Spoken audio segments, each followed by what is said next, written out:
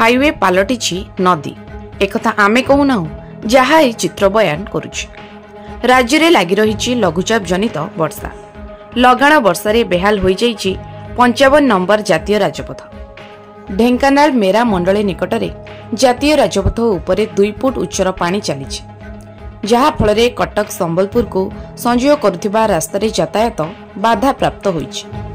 देखंतु किभଳି विपद संकुल अवस्था यातायात करा जाउछि। केतेबळे कौन जे घटना घटिबो ताहा कहिबा मध्य मुश्किल होई पड़िछि। ब्यूरो रिपोर्ट, सत्य संधान।